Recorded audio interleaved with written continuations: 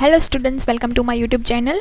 Fundamentals of management की class number 2 है ये। आज की इस वीडियो लेक्चर क्लास में हम फ्रेडरिक विंसलो टेलर, जो फादर ऑफ साइंटिफिक मैनेजमेंट है, उनके बारे में इन डिटेल अच्छे से कवर करेंगे। एंड उन्होंने जो प्रिंसिपल्स दिए हैं साइंटिफिक मैनेजमेंट के एंड टेक्निक्स जो बताई है वो भी हम इन डिटेल अच्छे से देखेंगे। तो आइए स्टार्ट करते हैं।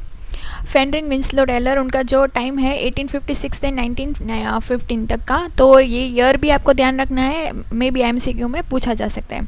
F.W. Taylor was an American mechanical engineer who started his career as a mechanical and rose to the position of the chief engineer in Bethlehem Steel Company USA। तो यहाँ से भी क्वेश्चंस आते हैं एमसीक्यू में कि वो कौन सी कंपनी में काम करते थे। तो बेथलेहम स्टील कंपनी में काम करते थे। He found that the main cause of insufficiency and wastage in factories was ignorance of the part of both workers and the management।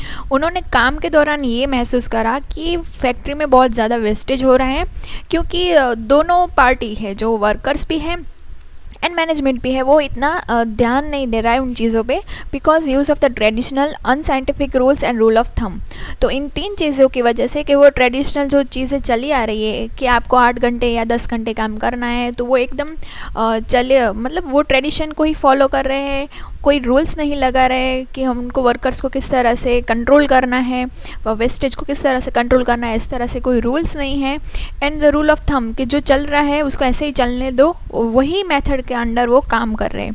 तो Taylor define management as the art of knowing exactly what you want man to do and seeing that they do it in the best and cheapest way. काम तो हर कोई कर लेता है, लेकिन काम किस तरह से कर रहा है वो डिपेंड कर रहा है कि आप उस काम को कितने चीपेस्ट वे में और कितने अच्छी तरीके से कर रहे हैं, वही बेस्ट मेथड होगी। He stated that the best management was a true science based upon certain defined law, rules and principle। तो वही बेस्ट मैनेजमेंट होगा जहाँ पे कुछ लॉज बनाए होंगे, कुछ रूल्स एंड रेगुलेशंस होंगे और वो कुछ प्रिंसिपल्स के अंडर काम कर रहे होंगे। He was the first who laid emphasis on the importance of the scientific approach to the managing in an enterprise instead of the hit and trial method। वो hit and trial method को नहीं accept कर रहे थे, कि उनको ऐसा नहीं था कि आपने एक मेथड अपनाई और वही अगर वो एक्सेप्ट हो गई, मतलब वो तो ठीक है, नहीं तो दूसरी करेंगे। तो इस तरह से वो हिट एंड ट्रायल मेथड पे नहीं इम्पोर्टेंस देते थे। वो मानते थे कि साइंटिफिक अप्रोच होनी चाहिए किसी भी काम को करने के लिए। His philosophy and ideas are given in his book Principle of Scientific Management। तो उनके बुक का नाम भी हमें याद रखना है। For his contribution he is also known as the father of scientific management। तो आइए स्टार्ट करते हैं प्रिंसिपल ऑफ साइंटिफिक मैनेजमेंट।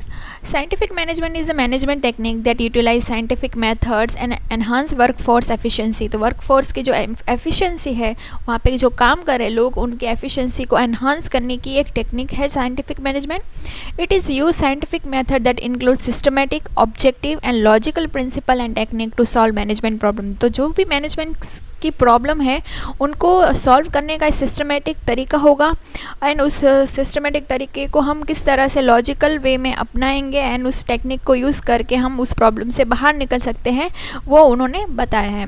तो first, what is the scientific management? The use of scientific principles and techniques in various managerial functions is known as a scientific management. तो ये यहाँ पे आपको अगर थियरी एग्जाम है तो ये आपको अच्छे से लिखना है कि क्या है scientific management. Scientific principles and technique को यूज़ करना मैनेजरियल फंक्शंस में, उसको साइंटिफिक मैनेजमेंट कहा जाता है। It is the art of knowing exactly what you want your employees to do and seeing that they do it in the best and cheapest way. तो ये statement भी आपका exam में आना चाहिए कि एम्प्लॉय किस तरह से काम कर रहा है और उसका जो तरीका है वो बेस्ट एंड चीपेस्ट वे होना चाहिए उसका आउटकम का। It involve the study of each activity in detail and doing work in such a manner so that work can be complete effectively and efficiently. तो काम आपका टाइम पे हो जाए एंड बेस्ट एंड चीपेस्ट वे में हो, and आप पे जो लिमिटेड रिसोर्सेज है उसका प्रॉपर वे में यूटिलाइज हो जाए। तो फर्स्ट है जो उनका प्रिंसिपल वो है science not a rule of thumb. Not a rule of thumb मतलब कि आपको रूल ऑफ थंब नहीं लगाना है, साइंटिफिक वे में आपको जाना है। Taylor focus on the scientific study and analyse of the each and every element of the work to replace an old rule of thumb method और hit and trial method. Rule of thumb is not based on the scientific or exact measurement. Scientific method is based on cause and effect, where rule of thumb was based solely on the डिस्क्रिएशन of the managerial decision.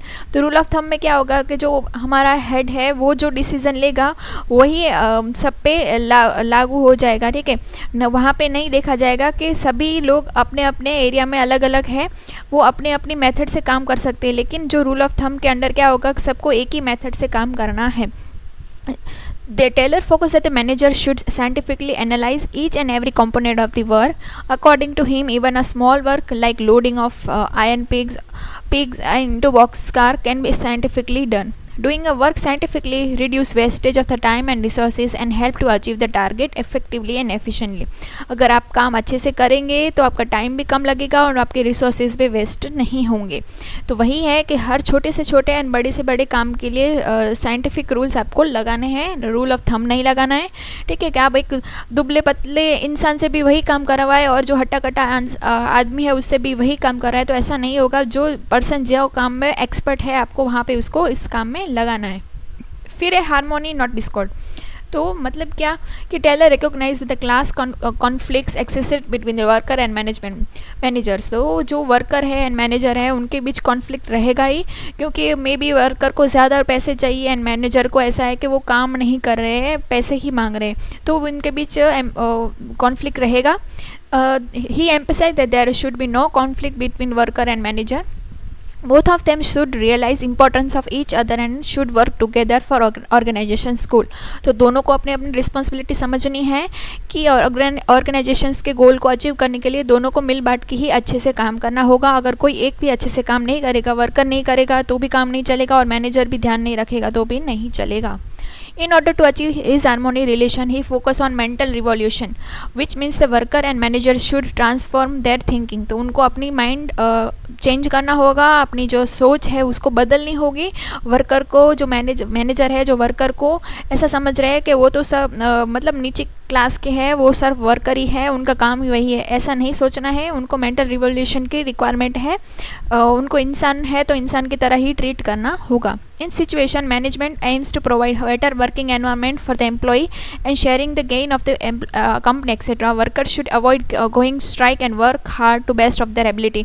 और जो manager है उनको भी ध्यान रखना होगा कि उनको बेस्ट वर्किंग एनवायरनमेंट प्रोवाइड करे, खाने मतलब जो पानी की सुविधा है या वॉशरूम की सुविधा है या जो हवा उजास की सुविधा होनी चाहिए वो उनको मिलती रहे। एंड वर्कर को भी समझना है कि वो बात बात पे स्ट्राइक की धमकी ना दे और अपना बेस्ट दे काम करने में। This principle is clearly visible in case of Japanese work culture. यहाँ जो इसका प्रैक्टिकल एग्जाम्पल हमारे पास है, there is complete openness between the worker and management. अगर उनके बीच कोई कॉन्फ्लिक्ट होता है तो वो क्या करेंगे, ब्लैक बैच पहन लेंगे और नॉर्मल काम से ज़्यादा वर्क वो करेंगे। तो उनका वो तरीका है मतलब कॉन्फ्लिक्ट दिखाने का। थर्ड है कोऑपरेशन नॉट इंडिविजुअल। तो कोऑपरेशन से काम करना है, इंडिविजुअल गोल्स पे ज़्यादा ध्यान नहीं करना है। इंडिविजुअल गोल पे हम ध्यान करेंगे तो जो ऑर्गेनाइजेशन के गोल है वो भी मे बी अचीव ना हो सके। According to this there is a should cooperation between management and worker instead of individual. This principle is extension of principle harmony not discord. Both management and worker should realise that they need each other. तो उनको ये ध्यान होना चाहिए कि दोनों को एक दूसरे की रिक्वायरमेंट है। There should be cooperation between them and competition should be replace by cooperation. For achieving this principle management should welcome constructive idea and suggestion for the worker. तो वर्कर को भी अपना आइडिया रखने का हक है, उनको भी मैनेजमेंट में मौका मिलना चाहिए कि वो खुद अपनी कुछ बात रख सके कि उनको इस मेथड से ज़्यादा काम करने में ईजी रहेगा। There should prize and reward for the suggestion and giving the suggestions were helpful. अगर उनके कुछ suggestions है वर्कर के, अगर वो सही है तो उनको उसके बदले में कुछ rewards वगैरह मिलना चाहिए। Worker should be taken into consideration while taking important decision. On the other hand, worker should avoid unreasonable demand and strike should be work effectively and efficiently to achieve the organization's goal. तो worker को भी ध्यान रखना है, कुछ unreasonable demands नहीं करनी है। फिर फोर्थ है development of worker to their greatest efficiency and prosperity. Taylor focus on the efficiency of the worker. According to him, every organization should follow a scientific method of selection of worker. तो जो method है selection करने की workers की वो भी scientific way में होनी चाहिए, टेलर ऐसा मानते हैं। And each worker should scientifically selected. They should be assign work according to their mental, physical and intellectual capability. वही बोला कि जो दुबला पतला इंसान है उसको हम अगर घाट की जॉब दे देंगे तो वो अच्छे से काम नहीं कर पाएगा। उनको उसके इंटेलिजेंट के अकॉर्डिंग उसको अंदर ही कुछ ऐसा काम देना चाहिए जो उसके काम को, मतलब उसके बॉडी टाइप को भी सूट करता हो, ठीक है। उनके इंटेलेक्चुअल कैपेसिटी को भी ध्यान रख के उसको उस तरह से काम देना चाहिए। To increase efficiency training should be provided, उसके लिए उनको प्रॉपर ट्रेनिंग देनी चाहिए। This increase efficiency will beneficially for the worker and management. तो टाइम पे उनको अच्छे से ट्रेनिंग दे, नई टेक्नोलॉजी को वो अडॉप्ट कर पाए, उसके लिए दोनों के लिए फ़ायदा होगा, वर्कर्स के लिए भी एंड मैनेजमेंट को भी फ़ायदा रहेगा। तो ये 4 जो थे मेन प्रिंसिपल्स थे। अब टेक्निक्स कौन कौन सी है साइंटिफिक मैनेजमेंट के लिए? तो scientific management means the use of scientific method to solve the problem of the management. It is art of knowing exactly what you want from your employee to do and seeing that they do in the best and cheapest way, ठीक है। तो वो best way में वो उसका काम output वो दे पाए, वो देखने का काम है। It involves study of each activity in detail and doing the work in such a manner so that work can complete effectively and efficiently. F.W. Taylor laid a foundation of the management as scientific consists of the fundamental principle. तो कौन कौन सी techniques है scientific management के लिए? तो main 5 techniques दी है उन्होंने। Functional foremanship, standardisation and simplification of work. फिर थर्ड है वर्क स्टडी, जिसमें method study, motion study, time and fatigue study के बारे में उन्होंने बताया है। फोर्थ है differential price waste system and fifth है मेंटल रिवॉल्यूशन। तो एक एक करके देखते हैं। फर्स्ट फंक्शनल फॉर्मेनशिप में क्या कहा है उन्होंने? According to this technique, worker of supervision divided into several specialized foremen. तो specialized foremen के अंडर उनको काम सौंप दे, जो जिस चीज़ में स्पेशलाइज है उसको वो काम देना चाहिए। Taylor believed that one foreman is not expert in all the aspects of the work. Therefore, each worker should be supervised by several foremen, those who are specialized in their field. This technique will improve the quality of supervision and will also improve the quality of work and efficiency of the work. तो जो जिस काम में expert है, अगर वो foreman उन लोगों को ध्यान रखेगा तो ज़्यादा अच्छे से काम हो पाएगा। Taylor suggest that 8 specialist out of 4 will be responsible for looking of planning work and remaining for responsible for executing work. तो किस तरह से है? तो प्लानिंग इंचार्ज का जो फॉरमैन होगा वो रूट क्लर्क की तरह, इंस्ट्रक्शन एंड कार्ड क्लर्क की तरह का, time and cost clerk and disciplinary की तरह वो काम करेगा। रूट क्लर्क पे क्या होगा कि वो देखेगा कि स्ट्रिक्टली काम वर्क स्ट्रिक्टली हो रहा है कि नहीं, जो रूट शीट में मेंशन करा गया है कि आपको 5 बजे तक ये काम ख़त्म करना है, 2 बजे तक ये ख़त्म करना है, तो वो उसी टाइम में एग्जैक्ट ख़त्म हो रहा है या नहीं। फिर इंस्ट्रक्शन क्लर्क का, जहाँ पे उनको किस तरह से प्रोसीजर किस तरह से करनी है, वर्क किस तरह से करना है, मटेरियल कौन सा यूज़ होगा, वो सभी मशीन किस तरह से स्टार्ट करनी है, वो सभी काम वो देखेगा। टाइम एंड कोस्ट क्लर्क कौन क्या करेगा? finds a standard time for the completion of the work and also keep the record of the cost of the operation. सभी चीज़ों को ध्यान रखेगा। स्टैंडर्ड टाइम कितना होना चाहिए कि मैंने 3 घंटे में बोला है कि वो काम हो जाना चाहिए, तो वो एक स्टैंडर्ड टाइम है। 3 से 4 घंटे हो गए अगर, तो वो दोनों मतलब अगर वर्कर्स को 4 घंटे लग रहे हैं और स्टैंडर्ड 3 घंटे बोला था कि 3 घंटे में हो जाएगा, तो दोनों के बीच में वेरिएशन क्यों आया, तो वो भी वो देखेगा।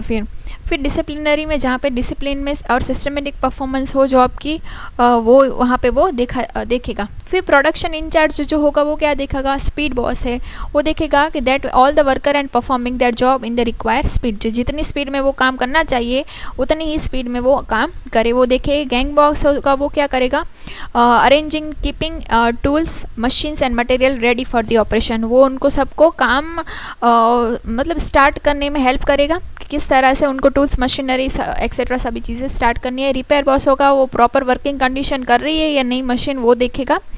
एंड इंस्पेक्टर होगा, वो रिस्पॉन्सिबल होगा क्वालिटी ऑफ वर्क के लिए। He bring quality consistentness to mind of the worker, और वर्कर को भी एंकरेज करेगा कि वो क्वालिटी वाला performance they.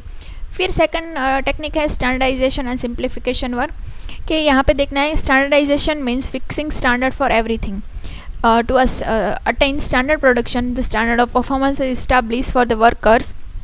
Standard of work means standard set of material, machine, method and condition of the work. Standardisation हमें किसके लिए करना है? वर्कर के लिए करना है कि वो अपना बेस्ट परफॉर्मेंस दे पाए, एंड स्टैंडर्ड वर्क किसके लिए करना है हमने कि जो मटेरियल है, मशीन है एंड वर्किंग कंडीशंस है, उसको हमने बेस्ट स्टैंडर्ड सेट करना है। For example Hindustan Unilever set reduce the variety of shops and the increase effectively and efficient result for the organisation. हम हमारे ऑर्गेनाइजेशन में एक से ज़्यादा बहुत 4-5 चीज़ें हम बना रहे हैं, तो हम देखेंगे कि जो 2 एक्स्ट्रा चीज़ें हैं वो इतना हमें इफेक्टिव रिजल्ट नहीं दे रही है, तो वो दोनों को हम बंद करके उन तीनों पे ही फोकस करेंगे। तो हमारा सिंप्लीफिकेशन हो जाएगा वर्क में कि अभी उन 2 बेकार चीज़ों पर हमें ध्यान नहीं देना है, जो बेस्ट हम दे सकते हैं उन्हीं 3 पे चीज़ पे ध्यान देना है। फिर थर्ड टेक्निक है वर्क स्टडी करनी है कि हमें देखना है, क्रिटिकल असेसमेंट करना है कि operation function that in the organisation. The main objective of work study is to improve efficiency by making optimum utilisation of resources. तो हमारे जितने लिमिटेड रिसोर्सेज हैं हम उनको कितनी जल्दी अच्छे से एफिशिएंट वे में यूटिलाइज कर पा रहे हैं, वो देखने का काम है। Taylor believe the efficiency can be increase endlessly. He advise work study to improve efficiency. He divide his work study into 4 parts. तो कौन से 4 पार्ट में उन्होंने डिवाइड करी है वर्क स्टडी को? तो फर्स्ट है मेथड स्टडी, तो जहाँ पे देखना है कि वन बेस्ट मेथड होगा। काम करने के बहुत सारे तरीके हो सकते हैं, लेकिन जो एक तरीका ऐसा होगा जो सबसे, अगर 4 ऑप्शंस है उसमें से एक ऑप्शन ऐसा होगा जो बाकी के 3 से बेस्ट होगा, तो वही हमने ढूंढना है। The main aim of this technique is to improve work method to minimise the cost of product and maximise satisfaction of the customer को हमने मैक्सिमम सेटिस्फाई से हम किस तरह से प्रोडक्ट से कर सकते हैं वो देखना है। तो वही होगा अगर हम उसकी प्रोडक्ट की कॉस्ट अगर कम होगी, वो कॉस्ट कम कैसे हो सकेगी? अगर प्रोडक्ट को प्राइस है वो कम हो तो ही कस्टमर सेटिस्फेक्शन ज़्यादा फील करेगा। तो कैसे होगी कि हम कॉस्ट कम होगी तो हम प्राइस भी प्रोडक्ट की कम कर सकते हैं। तो मेथड स्टडी में वही ध्यान रखना है कि हम for example raw material should be store near to the place of production and avoid unnecessary wastage of the time. तो वहाँ पे टाइम एंड मनी बच जाएगी ट्रांसपोर्टेशन की। तो ऑब्वियसली हमारा मेथड स्टडी में ये काम आएगा कि हम वहीं पे अपनी रॉ मटेरियल जहाँ पे मिल रहे हैं वहीं पे हम अपनी फैक्ट्री लगा दें। फिर मोशन स्टडी में क्या होगा? Study refer to making thorough analyse of various motion being perform by the worker. Worker किस तरह से पर्टिकुलर जॉब कर रहा है वो देखने का काम है, जहाँ पे main purpose of motion studies to detect elimination unnecessary movement. ठीक है, क्लास में भी आप देख ही रहे हो कि अगर 50 बच्चे बैठे, 50 में से 20 बच्चे ऐसे होंगे जो बार बार मुड़ के पीछे देख रहे हो, पता नहीं क्या होता है लेकिन बार बार मुड़ के देखते हैं। तो हम जो टीचर होगा तो वो ऑब्जर्व करेगा कि कितनी बार वो इतना मूवमेंट कर रहे हैं। ये पूरे अगर 50 मिनट की क्लास है तो उसमें से कितनी बार वो मूव कर रहे हैं, पीछे देख रहे हैं। तो find out the best method of doing particular job. तो वो हम किस तरह से देख सकते हैं, या तो टीचर उसको ही देखता रहे तो वो क्लास कैसे पढ़ाएगा। तो हम कुछ CCTV लगा रहे या स्टॉप वॉच लगा दे कि मैं उसको काउंट कर पाऊँ कि वो किस तरह से बार बार मुड़ के देख रहा है। या तो वर्कर की बात करें तो वो वहाँ पर हम कैमरा लगा ले CCTV, तो हमें पता चल जाएगा कि कौन से वर्कर बहुत ज़्यादा मूवमेंट कर रहे हैं। फिर थर्ड है टाइम स्टडी। तो हमें देखना है कि स्टैंडर्ड टाइम कितना ले रहा है वर्कर उस काम को कंप्लीट करने के लिए। Emphasise should able to do in given period की एक हमने टाइम सेट करा था उसमें उसका काम ख़त्म हो रहा है कि नहीं। Under this method worker is divided into series of the element and the time taken to perform each element of the work. तो हमने वो देखना है कि depend on volume and frequency of the work. तो हमारा वर्क किस type का है कि उसको काम करने के लिए कितना टाइम लगेगा और कितनी एफिशिएंसी से वो काम कर पाएगा। फटिक स्टडी में क्या होगा कि हमें फटिक से क्या मतलब थकान, हमें वो काम करने के लिए कितनी हमारी फिजिकल एनर्जी, मेंटल एनर्जी खर्च हो रही है। ठीक है, कि वहाँ पे उसको कितना रेस्ट टाइम चाहिए, वहाँ पे फटिक स्टडी में आएगा।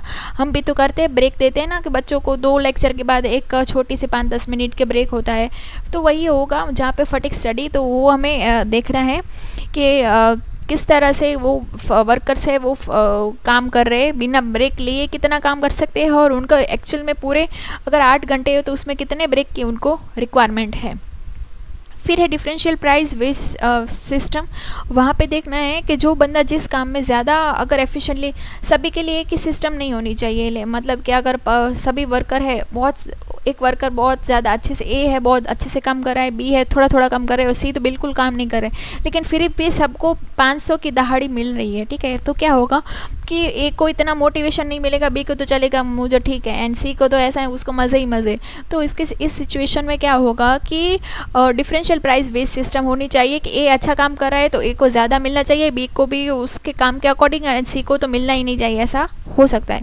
ठीक है, तो higher rate of those worker who produce more than the standard and the low rate for those who what to do not produce above and equally to the standard. फिर mental revolution में क्या होगा, it means the total change in attitude of worker and management towards one another from competition to the cooperation. ठीक है, कि workers को एक दूसरे से कॉम्पिटिशन नहीं करना है, कोऑपरेशन से काम करना है। ठीक है, तो ही ऑब्जेक्टिव फुलफिल होंगे ऑर्गेनाइजेशन के। Both should realise that they require one another and both of them should aim to increase their profit. Mental revolution require the management should create suitable working condition and they should do their work with the full devotion। तो उनको अपना काम एकदम ईमानदारी से करना है। फिर है modern techniques of the scientific management, कौन सी है, just in time manufacturing, lean manufacturing, kaizen and six sigma. तो वो भी देखते हैं। तो फर्स्ट है जस्ट इन टाइम मैन्युफैक्चरिंग, मतलब जब time just in time manufacturing strategy to inventory management की टेक्निक है। This is concern with minimise the stock of worker in progress and cost associate with this stock. By reducing the work in progress the enterprise can improve its return on investment. तो जब हमारे यहाँ पे inventory पे ध्यान रखना है कि हमें जब ऑर्डर आए तभी हम प्रोडक्शन करें, तब तो इससे क्या होगा कि हमारा वेस्टेज कम हो जाएगा। हमने 1000 बना दिया और हमें जब हमारी रिक्वायरमेंट ही 500 की है तो 500 के ज़्यादा इन्वेंट्री मतलब बन गया ना स्टॉक में, तो वो 500 में भी वेस्ट हो सकता है अगर कस्टमर की डिमांड चेंज हो जाए या इन्फ्लेशन सिचुएशन वगैरह कुछ हो जाए तो यहाँ पे ये हमें ध्यान रखना है जस्ट इन टाइम मैन्युफैक्चरिंग में। फिर लीन मैन्युफैक्चरिंग में क्या होगा, ये फिलोसॉफी और मैनेजमेंट है this related to reducing the 7 wastage. तो जो 7 तरह के वेस्टेज होते हैं फैक्ट्री में, जैसे कि wastage of over production, waiting for time में क्या होगा कि हम रॉ मटेरियल का वेट कर रहे हैं, ट्रांसपोर्टेशन में डिले हो जाए, ट्रैफिक हो, या फिर वो जो ड्राइवर है वो स्ट्राइक पे चला जाए, वो प्रोसेसिंग में टाइम लगेगा, मोशन में टाइम लग रहा है कि इतना ज़्यादा मूवमेंट हो रहा है एम्प्लॉयज़ का वहाँ पे। फिर इन्वेंट्री में कुछ ऊपर नीचे हो जाए, and the scrap of any time, या तो कुछ ज़्यादा ही वेस्टेज हो जाए चीज़ें। तो ये जो 7 टाइप के वेस्टेज है वहाँ पे उनको ध्यान रखना है। This 7 wastage can incur losses on enterprise in various ways such as wasting of raw material, man power, electricity, transportation etcetera. Reducing this wastage result in improvement of quality of construction in production cost and time। तो इनको अगर हम कम कर लेंगे इन wastage को तो हमारा production बढ़ेगा एंड क्वालिटी वाला होगा, एंड तो टाइम एंड कॉस्ट बचेगा हमारा। फिर थर्ड है काइजन। तो काइजन में is a Japanese term that means improvement और चेंज फॉर द बेटर, और change for the better, improvement या फिर चेंज फॉर द बेटर कहा जाता है काइजन का मतलब। It is a concept that refers to improve productivity. Kaizen main purpose is to cut out wastage and standardize work, timely delivery, suitable and right size equipment and better supply chain etc। तो इन सभी चीज़ों को हमने better improvement करना है, वही यहाँ पे बोला हुआ है। फिर है सिक्स सिग्मा, जहाँ पे होगा डेटा ड्रिवन अप्रोच है that help the organisation in reducing insufficiency and in saving time and money by reducing quality variation.